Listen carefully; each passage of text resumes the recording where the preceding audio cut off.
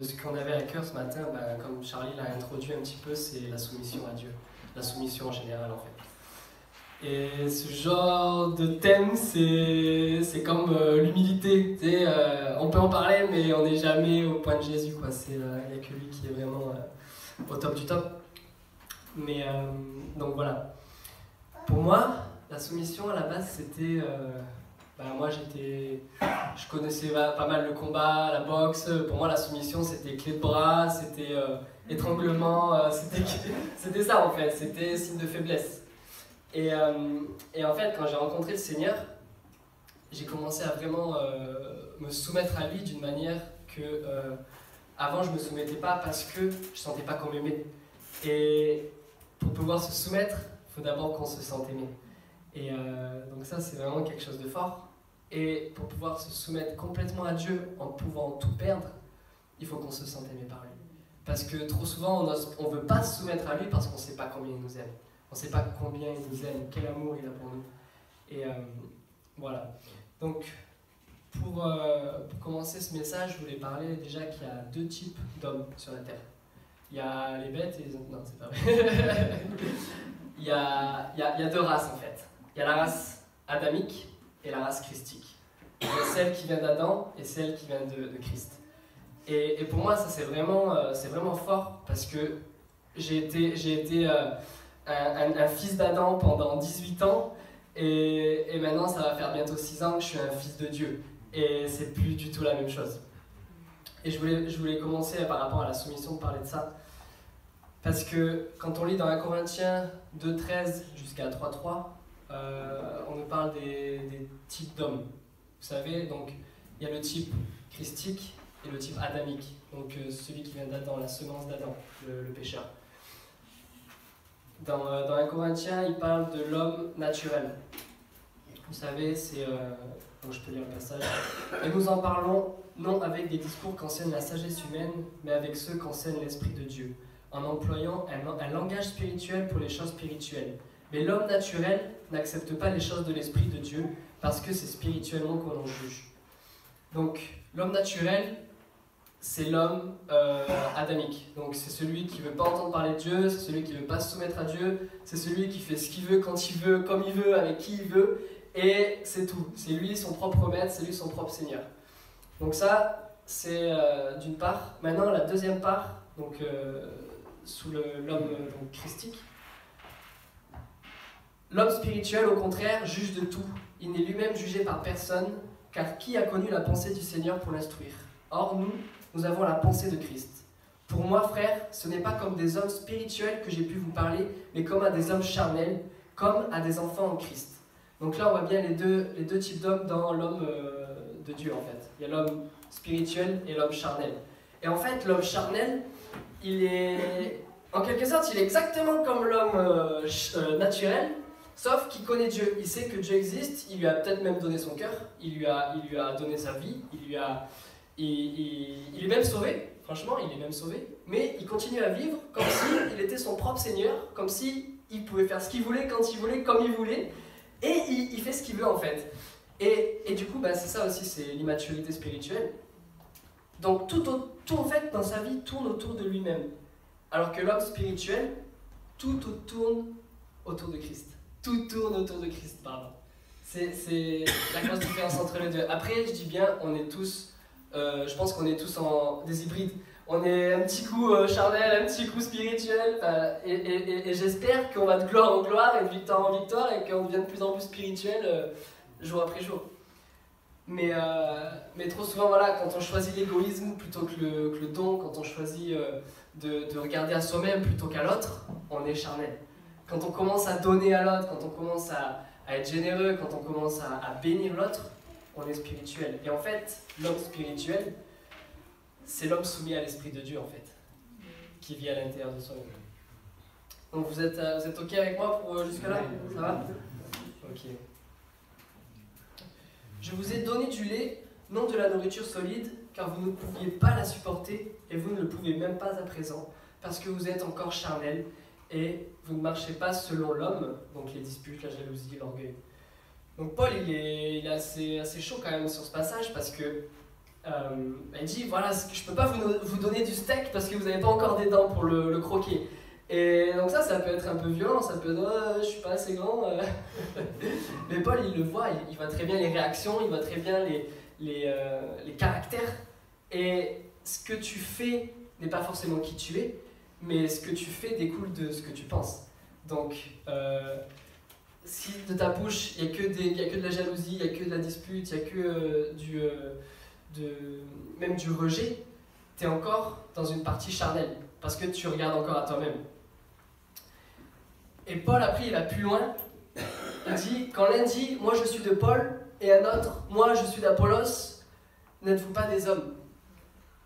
Et là, Paul aussi, il est violent, parce que pour nous, aujourd'hui, c'est « ah ben moi je suis de cette dénomination, moi je suis de cette dénomination », et en fait, c'est exactement pareil. On est d'abord des disciples de Christ, avant d'être des disciples d'une dénomination. C'est ce que je suis persuadé de ça. On est d'abord des disciples de Jésus-Christ. Et on doit se soumettre à Jésus-Christ en premier. Donc, il y a la soumission à Christ. Pour moi, quelqu'un qui est vraiment soumis à Jésus, il va forcément se soumettre aux autres. Parce qu'il a dit, soumettez-vous les uns aux autres. Quand on est soumis à Jésus, ça va découler la soumission des uns aux autres. La soumission aux autorités. Des fois, je parle avec des chrétiens, ils sont en train de maudire notre président, ils sont en train de maudire notre politique, et c'est pas ce que la Bible nous demande, c'est pas ce que Christ en nous demande. Et ici, je sais qu'il y en a qui prient pour la présidence, et vraiment, soyez bénis pour ça. Mais on a besoin de les bénir, même si on n'est pas d'accord avec eux. Franchement, il y a plein de choses où je suis pas d'accord, il y a plein de choses où c'est super, ce que le président a pu faire. Mais par son autorité, je suis dans le devoir, en tant qu'homme spirituel, de bénir sa famille, de bénir son ministère, de bénir qui il est en fait, et de le protéger dans la prière. C'est notre rôle en tant que chrétien. Et même au niveau de l'autorité, par exemple, ma femme, Luciana, quand je l'ai rencontrée, ça n'a pas mis longtemps, j'ai pas mis longtemps à savoir que c'était ma femme. Et en fait, j'ai appelé son père. Parce que pour moi, c'est vraiment le Seigneur qui m'a mis à cœur de demander à son père si je pouvais me marier avec elle. Parce que c'était un signe de soumission à l'autorité. Parce que tant qu'elle n'était pas mariée avec quelqu'un, c'était son père, son autorité. Et j'avais vraiment ça à cœur, personne ne me l'a enseigné, c'était dans mon cœur quoi. Donc j'ai appelé son père, première fois que je lui parle, je lui demande si je peux me marier avec sa fille. Alors il était là, ok, et en fait j'ai joué toutes mes cartes, parce qu'il aurait très bien pu dire non. Et voilà, j'aurais attendu, je me serais soumis à sa volonté. Mais en fait, ça a été tout l'inverse. Le fait de l'avoir impliqué dans notre relation, il m'a dit oui. Il m'a dit, voilà, il m'a dit deux, trois petites règles. J'ai dit ok, il n'y a pas de problème avec ça, je suis d'accord avec toi. Mais j'ai eu sa bénédiction. Et si je ne m'étais pas soumis de cette manière, si j'avais fait les choses derrière son dos, j'aurais eu des problèmes après, parce que t'imagines, toute ma vie avec ma femme, si je pars sur des mauvaises bases avec ses parents, je suis mal barré. Tu vois, je préfère être bien fait dès le début, quoi. Faut partir de la bonne couleur. Donc bref, ça pour dire que l'autorité a vraiment un enjeu même dans nos vies. Parce que quand on ne se soumet pas à l'autorité, comment on peut avoir autorité nous-mêmes dans nos vies? C'est comme le centenier qui dit à Jésus, voilà, dis seulement une parole et mon serviteur sera guéri, parce qu'il avait compris. Et même Jésus a dit, j'ai pas vu dans tout Israël un homme avec une si grande foi. T'imagines là les scribes et tout, ils étaient là, comment ça, il croit même pas en Dieu. Mais tu vois, c'est un truc de fou quoi. Jésus il a ratatiné tout le monde, il a fait ce mec là, j'ai pas vu une aussi grande foi que lui quoi, il était impressionné. Ah ouais mais waouh. Moi, je veux que Jésus soit impressionné de ma foi, tu vois. Et donc ça c'est bon, parce qu'il avait compris l'autorité. Et encore une fois, comme je disais, je suis en chemin de soumission toujours, et on est tous en chemin, en fait. Mais la vraie question, c'est à qui on est soumis. À qui on se soumet, en fait, dans nos vies.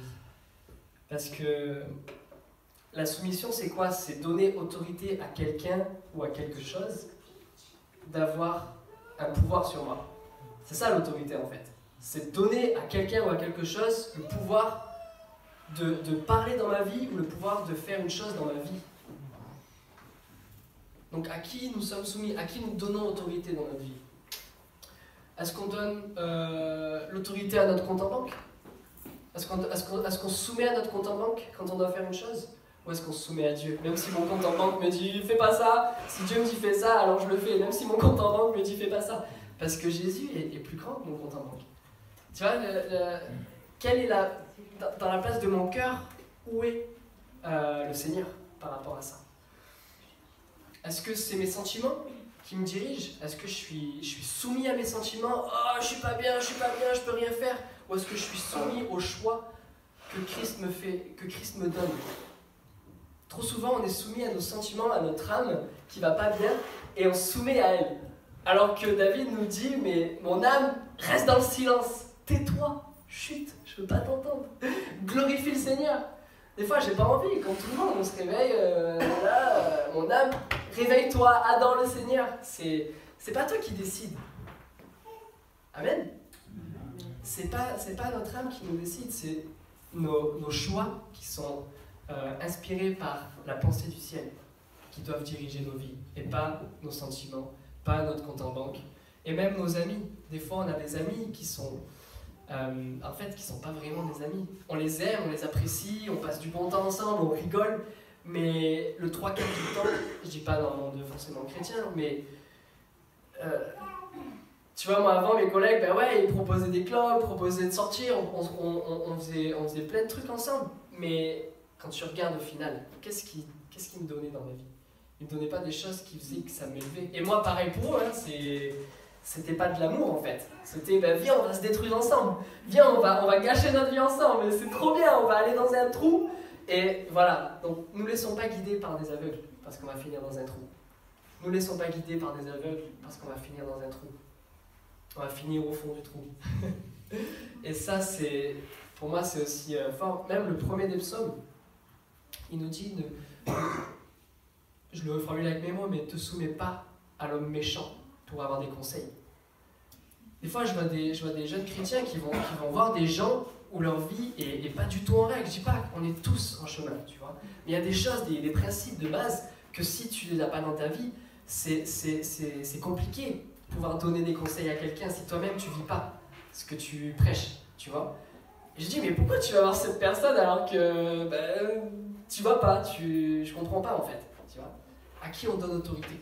À qui on permet de donner un conseil dans nos vies? Ça aussi, c'est important. Jésus dit aussi, la Bible dit aussi que l'homme qui se confie en l'homme est maudit. Et c'est pas Dieu qui envoie une malédiction, c'est juste que t'es maudit si tu fais ça, parce que si tu te confies dans la chair, t'es foutu. C'est exactement la même chose que de finir dans un trou. L'homme qui se soumet à Christ, sa femme va se soumettre à lui aussi.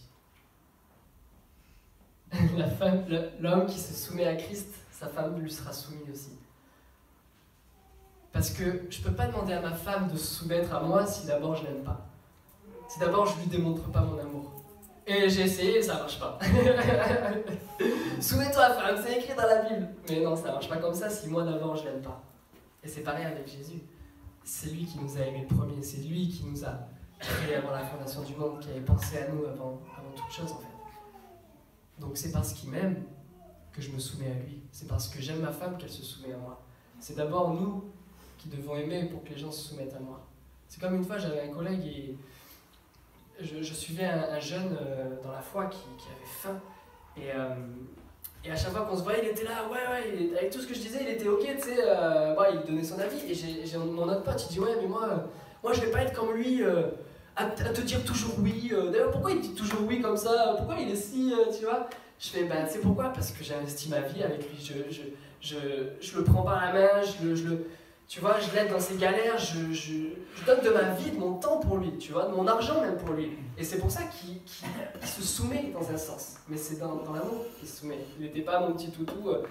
Aujourd'hui, il est en feu pour le Seigneur, il fait sa vie et c'est trop bon de voir ça. Mais c'est pour ça, on ne peut pas demander à quelqu'un de se soumettre par force ou par peur, par manipulation. On ne peut pas faire ça. C'est pas comme ça que l'homme spirituel fonctionne. Et ça casse beaucoup de choses dans la religion.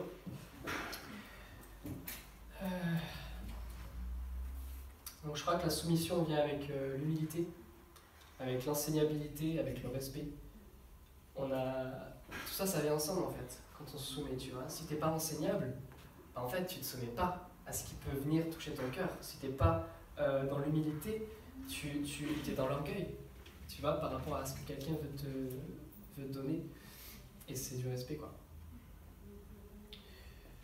C'est pareil quand on parle au nom de Jésus. Ça, c'est un grand mystère, le nom de Jésus. Le nom de Jésus est au-dessus de tout nom. On est d'accord avec ça. Le nom de Jésus est puissant. Le nom de Jésus fait fléchir tout genou. Mais le nom de Jésus, c'est d'abord l'autorité de Jésus qui se manifeste à travers son nom.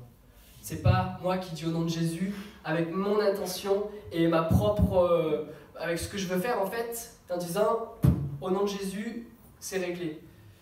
Ça fonctionne pas en fait. On peut très bien dire tout ce qu'on veut à Dieu et dire au nom de Jésus, et en fait, il n'y a rien qui se passe. Parce que tout ce qu'on a dit n'était pas sous son autorité, n'était pas soumis à sa volonté. Et trop souvent, on n'a pas d'exaucement de prière parce qu'on ne se soumet pas à sa volonté. C'est tout simple. Une fois, j'étais dans une réunion, les gens qui priaient, ils priaient seulement à partir de la terre. C'est comme si, mais c'était vraiment, je suis parti tellement c'était vraiment dur, quoi. Ils priaient, quand je dis à partir de la terre, c'est qu'ils priaient dans le sens que, Seigneur, tu vois toutes ces femmes qui sont violées, tu vois, Seigneur, toutes ces personnes qui se font tuer, et c'est une réalité, je suis conscient de ça. Mais Dieu les voit aussi, toutes ces femmes et toutes ces personnes qui subissent des choses. Mais par contre, lui, il a une vision sur ces choses-là. Il a un regard sur ces choses-là qui est différent de notre regard. Et c'est pour ça que trop souvent, on prie à partir de ce que nous, on voit. Et on dit, Seigneur, change cette situation. Au lieu d'en fait se soumettre à ce que lui voit. Et dire, Seigneur, je proclame cette situation. Trop souvent, on attend que Dieu, d'en haut du ciel, fasse une chose pour nous de l'extérieur, alors qu'en fait, il veut le faire à travers nous de l'intérieur. C'était dans l'ancienne alliance qu'il faisait des choses de l'extérieur. Aujourd'hui, il fait les choses à l'intérieur, vers l'extérieur. C'est différent en fait. Et on peut s'approcher de lui avec confiance, avec confidence. Et ouais. Donc pour revenir au thème, quand on se soumet aux pensées d'en haut, on va forcément avoir du résultat. Et des fois, on se soumet aux pensées d'en haut et on voit pas de résultat. On se dit, ah, mais qu'est-ce que j'ai raté?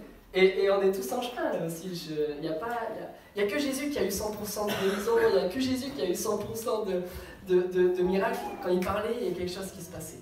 Même ceux qui ont les plus gros miracles dans le monde chrétien, ils sont qu'à 50% des guérisons qu'ils voient. Ils prient sur 2 personnes, il y en a une qui est guérie, l'autre qui n'est pas.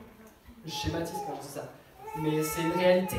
Il n'y a que Jésus qui avait 100% de guérison. Pourquoi? Parce qu'il était complètement soumis à son papa. Il était complètement, intimement soumis à son Père. Il a dit, je ne peux rien faire par moi-même.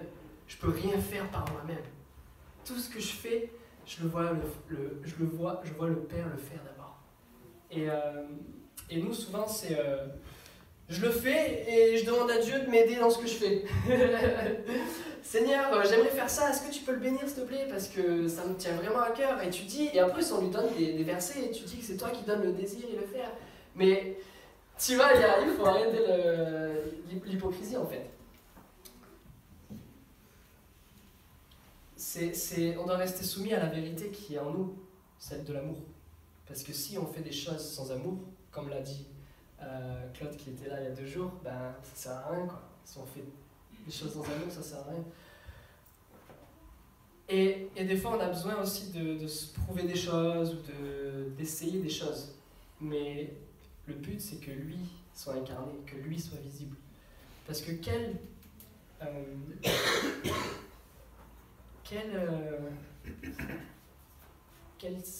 comment dire ça?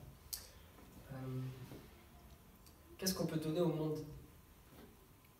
Qu'est-ce que le monde peut avoir comme espérance si nous, en tant que chrétiens, on ne porte pas Christ? Tu vois? Trop souvent, on dit « Seigneur, reviens, Seigneur, reviens !» Mais oui, il va revenir. Mais il veut qu'on l'incarne. Il veut se manifester à travers nos vies. Et ça, encore une fois, c'est on pense que du ciel, il va te faire les choses, mais en fait, il veut les faire à travers le ciel qui est au milieu de nous. Amen. Et c'est pas, vraiment, je viens pas du tout avec du jugement, mais je veux vraiment que ce soit des libérations, tu vois. Parce que moi, pendant des années, j'entendais des mecs qui avaient vu Jésus, qui l'avaient vu comme je vous vois, j'étais là, moi aussi, je veux vivre ça. Et j'étais toujours en signe extérieur, je voulais toujours atteindre un signe de l'extérieur, et j'étais là, Seigneur, je veux te voir, je veux avoir un signe de toi dans le ciel. Tu vois, j'étais fixé vers l'extérieur. Une fois, pendant 20 minutes, j'étais dans le vent comme ça, en train de crier à Dieu, je veux te voir et tout. Et une fois, il y a un prophète qui a prophétisé, il m'a dit, ce jour-là, j'étais là et tu me voyais pas. J'étais là avec toi, tu me voyais pas parce que tu regardais pas là où il fallait. Tu vois, c'est à l'intérieur qu'il faut regarder. Et quand j'ai compris que Christ, il est à l'intérieur de moi, waouh, ça a changé ma vie. Parce que j'ai plus besoin de chercher les choses à l'extérieur, parce qu'il est tout à l'intérieur. Tout est déjà à l'intérieur. Et on n'a pas un petit bébé Christ à l'intérieur, on n'a pas un petit bébé Jésus à l'intérieur de nous. On a le Christ vivant, on a l'espérance de la gloire qui vit à l'intérieur de nous. Et on a besoin de s'en rendre compte.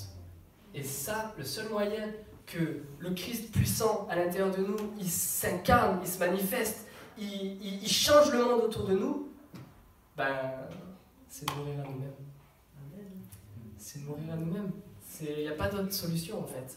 Et ça, c'est la soumission ultime, c'est la mort à soi-même. Jésus nous l'a montré, il nous l'a démontré à travers sa vie, jusqu'à la croix. La mort à soi-même. Avant d'aller à la croix, il était déjà mort à lui-même. Parce que c'est pas un beau jour, il s'est réveillé, allez hop, je vais porter ma croix. Pendant 33 ans, il a préparé. Pendant 33 ans, il s'est préparé à la mort à lui-même, d'une manière physique.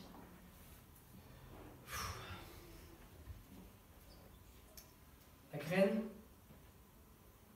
tombe dans la terre, doit mourir pour porter du fruit. Le bâton de Moïse a été jeté sur le feu, à côté du feu, vous savez, dans le buisson ardent. Quand il a récupéré, c'était le bâton de Dieu. On a besoin de lâcher les choses à Dieu. On a besoin de lui remettre toutes choses, en fait. Toutes choses. On a besoin de lui remettre. Mais trop souvent, on dit, tiens, Seigneur, je te donne tout. Il le prend et on dit, non, en fait, je préfère le reprendre. Parce que Dieu est toujours les mains ouvertes. Et après, c'est pareil pour nous. Quand il nous donne quelque chose, il peut nous le reprendre aussi. Et on ne peut pas lui en vouloir de nous le reprendre. Parce que Dieu reste Dieu, tu vois. C'est une chanson qui dit « Tu donnes et tu reprends, tu donnes et tu reprends ». Et dans certaines églises, on chante « Tu donnes et tu redonnes, tu donnes et tu redonnes ». Mais c'est vrai, il donne et il redonne. Mais il donne et il reprend aussi. C'est pas seulement donner, c'est aussi reprendre. Et il faut juste garder les mains ouvertes. Qui peut reprendre ce qu'il nous a donné. Et c'est pas facile, mais ça aussi, c'est s'il reste le premier, alors s'il m'enlève ce qu'il y a après lui, ok Seigneur, fais ce que tu veux dans ma vie, fais ce que tu veux.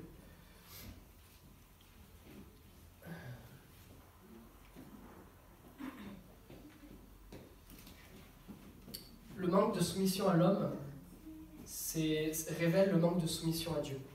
Dans le sens que, comme j'ai dit, tu vois, il ne faut pas suivre n'importe qui, n'importe comment.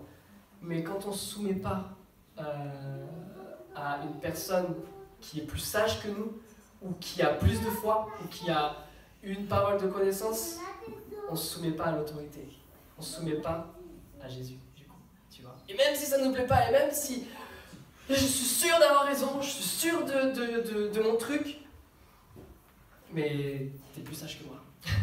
Et il n'y a pas longtemps, ça nous est arrivé dans notre équipe. Il y avait quelque chose qui bouillonnait à l'intérieur de moi. Et je l'ai partagé, ils m'ont dit « Ah, tu devrais attendre pour faire ça. » Je dis « Ok. » Je me suis soumis. Et 2 jours après, le Seigneur avait confirmé que j'avais bien fait de me soumettre. Et c'est trop fort, parce que Dieu est plus fier de nous quand on se soumet à sa volonté que quand on veut faire ce qu'on veut, quand on veut, comme on veut. Tu vois ?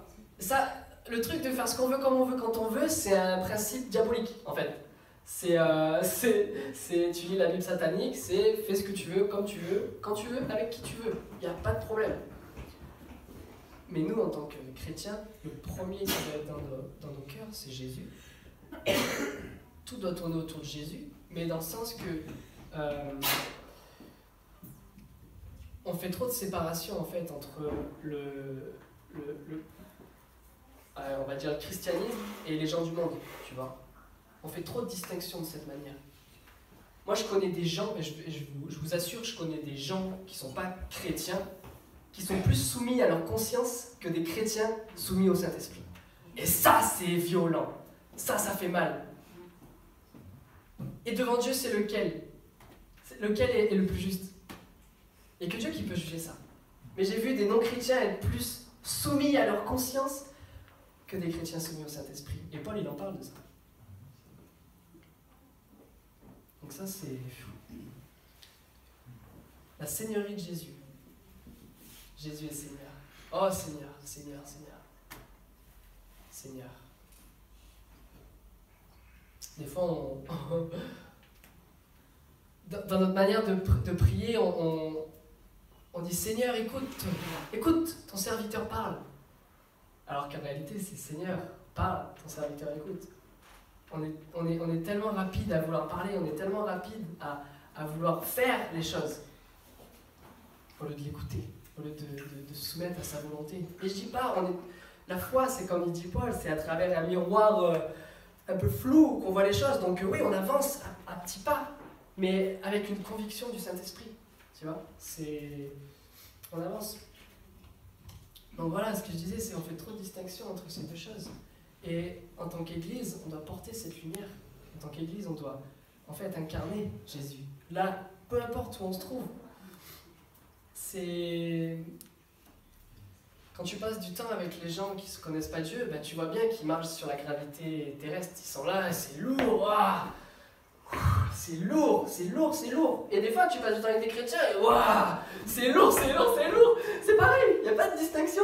Et là, c'est pour ça que l'homme naturel et l'homme charnel, il est vraiment similaire. Après, je dis pas, justement, heureusement qu'en tant qu'Église, on peut se soutenir les uns les autres parce qu'on n'est pas toujours au taquet, on n'est pas toujours bien, tu vois, je dis pas, on n'est pas parfait, franchement. Et c'est pour ça qu'on est un corps. Mais il ne faut pas rester 10 ans dans ta même galère, quoi, c'est ça le truc. Donc on est d'abord des citoyens du ciel avant d'être des citoyens de la terre.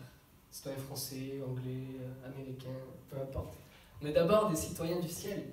On vient d'un pays où coule le miel et le lait.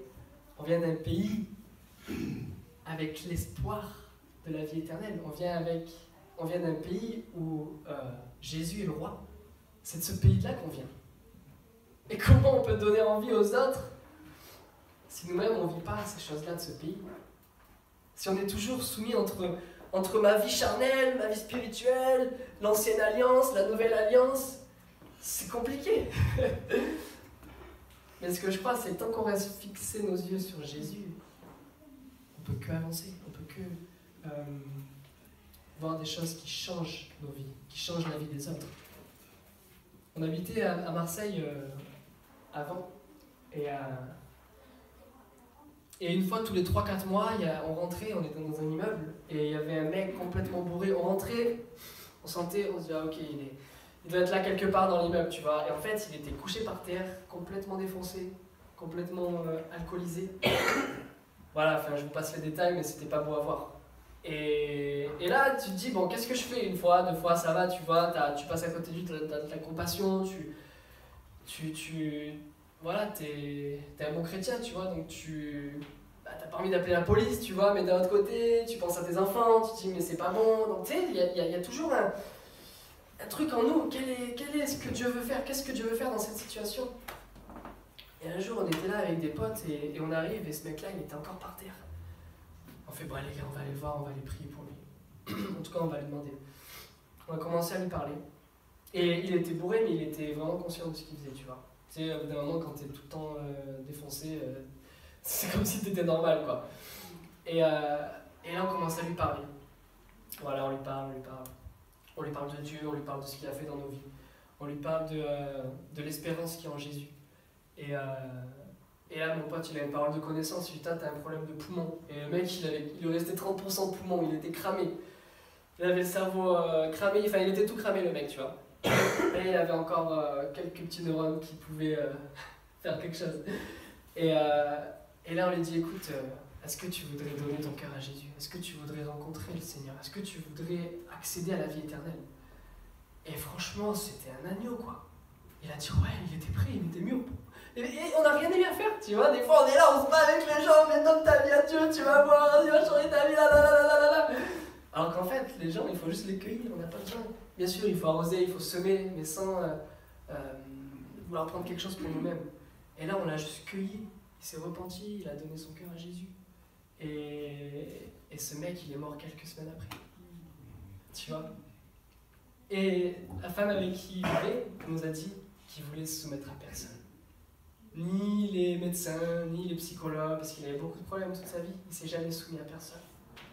Et là, il était comme un agneau. Il a dit, ouais, je vais l'accepter dans ma vie. Et quand j'ai su qu'il était mort quelques semaines plus tard, je me suis dit, waouh, Seigneur, c'est fou. On est venu habiter dans cet appartement juste pour lui. Parce que son âme est tellement précieuse. Même si toute sa vie, il a fait n'importe quoi, sa grâce, la grâce de Dieu est tellement plus grande. Oh, Jésus.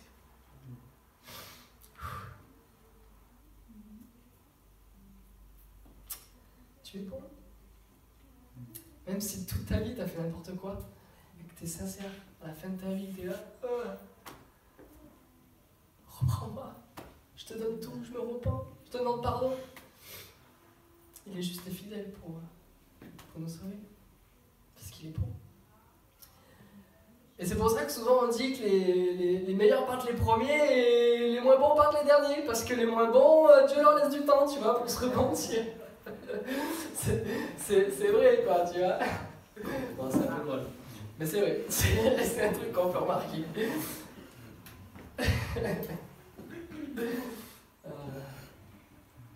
Il y avait une autre histoire d'un mec qui était, je sais plus dans quel pays, il y avait une boîte de nuit, il était là, et d'un coup le Seigneur lui dit, prends le micro, tu vois, dans la boîte. Et il y avait un mur de 4 mètres de haut, et il dit, il y a une femme derrière qui s'appelle Anna Astor, elle a 26 ans, et dis-lui ce que je vais te dire. Et là, du coup, il prend le micro, il dit ok, il se soumet à l'Esprit de Dieu, et il dit, Anna Astor, tu as 26 ans, tu es de l'autre côté de ce mur, et ta dernière prière était, si Dieu tu es réel, alors réponds-moi. Si Dieu tu es réel, alors parle-moi. Et Dieu te répond maintenant. Il a dit, ben, viens me voir, je serai le mec habillé de telle manière. 3 minutes plus tard, il a vu une femme arriver, complètement fracassée. Tu vois, la tête... Et en fait, cette femme-là, elle allait se suicider. Elle avait un pétard, elle avait un flingue, quoi. Elle était sur le point de se suicider parce que son mari l'avait trompée. Et au moment où elle a dit ça, il y a ce mec qui a entendu Dieu lui dire de venir là, de lui parler en son nom. Et c'est exactement la même chose pour chacun de nous, en fait. C'est pas besoin d'être un prophète, pas besoin d'être un ministre du culte. Mais en tant juste chrétien soumis à l'Esprit de Dieu, waouh, on vit des choses exceptionnelles. Ouais. Donc voilà, pour finir avec ça, c'est qu'il ne soit pas fait selon ma volonté, mais ta volonté. Qu'il ne soit pas fait selon ma volonté, mais ta volonté, Seigneur.